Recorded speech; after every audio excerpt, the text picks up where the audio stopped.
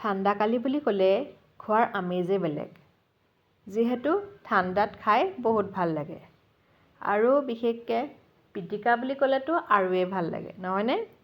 আজি কিনো বনাইছোঁ শেষলৈকে যাতে আপোনালোকে ভিডিঅ'টো চাই থাকে বুলি মই আশা ৰাখিলোঁ। বেঙেনা এনেকৈ পুৰি ল'লোঁ, গেছতে পুৰি লোৱা হৈছে।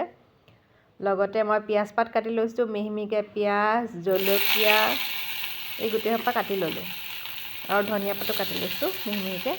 এতিয়া মিঠাতেলত গোটেইখিনি দি দিছোঁ। সাধাৰণতে প্ৰত্যেকটো বস্তু বনাওঁতে মিঠাতেল ব্যৱহাৰ কৰিব লাগে। মিঠাতেল যিহেতু শৰীৰৰ কাৰণে ভাল বুলি ক'ব পাৰি আৰু সেয়েহে এতিয়া মই গোটেইখিনি একেলগে অকণমান গল্ডেন ব্ৰাউন হোৱালৈকে মই ফ্ৰাই কৰি ল'ম। আপোনালোকে পিছে বেঙেনাৰ কিটো ৰেচিপি চবতছে ফেভৰেট কমেণ্টত জনাবচোন। এতিয়া মই আন্দাজমতে নিমখো দি দিছোঁ আৰু হালধিও দি দিছোঁ। অন্য একো মা মছলা নিদিওঁ, একেবাৰে চিম্পুলকৈ বনাম। যিহেতু খায়ো ভাল লাগিব, গৰম গৰম ভাতৰ লগত খাই যে বিৰাটেই ভাল লাগে। ডিম এটা ভাঙি দিলোঁ।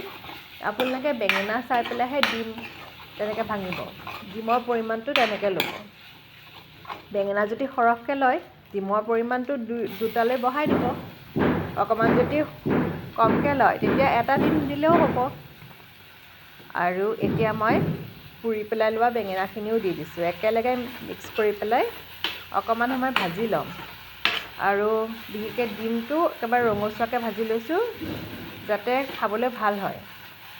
আৰু এতিয়া ক'বলৈ গ'লে মোৰ বেঙেনা ভজাও হৈ গ'ল। শেষত মই ধনিয়া পাত ছটিয়াই দিছোঁ। আপোনালোকে বাৰু এইটো ৰেচিপি এনেকৈ বনাই খাইছেনে কমেণ্টত জনাবচোন। মোৰ কিন্তু এনেকৈ খাই বহুত ভাল লাগে গৰম গৰম ভাতৰ লগত।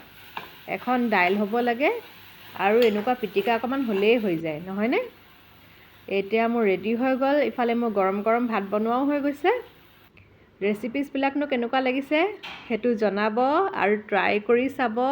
Bye bye.